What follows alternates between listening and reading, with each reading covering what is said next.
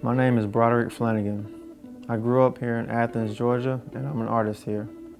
One thing that is important to me is preserving local history through the arts. There's a section of downtown Athens known as Hot Corner.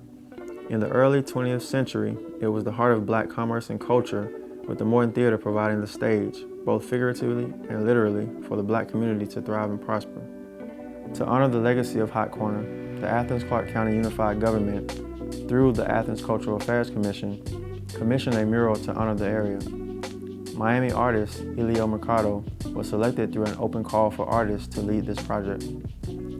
So we have Pink Morton up there, who's obviously a key figure in the Hot Corner and the start of the whole thing. And we have the local barber Homer Wilson up there to kind of represent the community a little bit.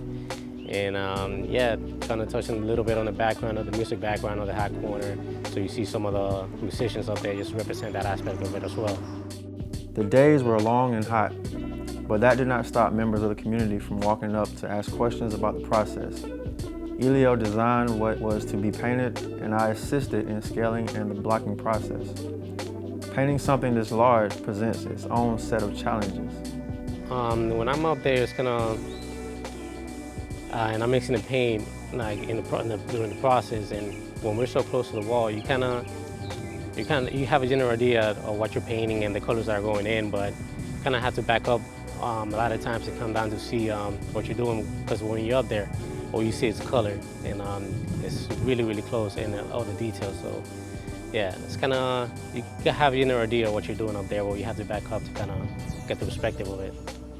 Try to treat the wall like a canvas, and I just get the primary colors and I mix them as I go, just mixing basic colors to get like a different tone. So it's just kind of, I mix them on the whim, and it's kind of just like working on a canvas. You just kind of mixing as you go. I use like 8 different brushes, so like different scale, and I have some wide flat ones, like some huge round ones that I buy like on my travels, but just like 8 different size brushes for different details. Once the basic outline of the mural is scaled into place, the painting process moves a bit more quickly. People walking by were amazed at our progress. Some would also stop to express their appreciation, joy, and love. All the energy's been pretty positive, and everybody seems to be pretty happy with the whole thing. So I'm pretty excited, and it's always good when you come to a community that actually appreciates the work that you're doing, and it kind of makes you want to put in like a little extra effort to kind of like, make sure you leave a good mark, since they appreciate it so much already. It's been cool sharing like the local knowledge with Broderick, and he's so knowledgeable about like the history and the community, and so yeah, it's been pretty cool just spending time with him up there.